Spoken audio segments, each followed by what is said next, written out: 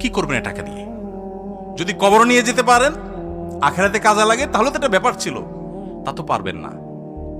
আপনি বলবেন না পারলে কি হয়েছে, ছেলে মেয়ে খাবে, ছেলে মেয়ে ভোগ করবে নিশ্চিত। বহু মানুষ সম্পদ রেখে চলে গেছে, তার ছেলে মেয়েরা ভোগ করতে পারে নাই, হাতে বুতে অন্য মানুষ খেয়ে ফেলছে, আছে না নাই? সবচেয়ে বড় হতভাগাকে জানেন? আল্লাহর জমিনে সবচেয়ে বড় দুর্ভাগা, সবচেয়ে বড় বেয়াকুব এবং নির্বোধ মানুষ হলো সে, যে যাদের জন্য চুরি করবে তারাও সে দায় নিবে না। কিয়ামতের দিন ছেলে আয়সা বলবে না, আব্বা চুরিদারি ডাকাতি 2 নম্বরই যা করছেন, ঘুষ সুদ যা খাইছেন আমাদের জন্যই তো খাইছেন, আল্লাহ আমার আব্বারা জাহান্নামে দিয়ে না, আমাদের নিয়ে যান। বলবে না ভাই, কোরআন বলেছে ইয়াউমা ইয়াফিরুল মারউ মিন আখিহি ওয়া উম্মিহি ওয়া আবিহি ওয়া সাহিবাতিহি ওয়া বানি।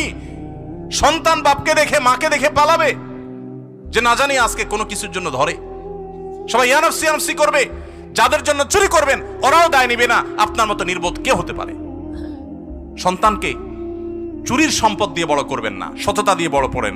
আমাদের সমাজে আজ ঘরে ঘরে সেই মা বাপ আছে যে মা বাপ চায় আমার সন্তান থাকুক আজ দুধে ভাতে, সেই মা বাপ নাই যে মা বাপ বলে আমার সন্তান থাকুক আজ ঈমান আমলে সততার সাথে।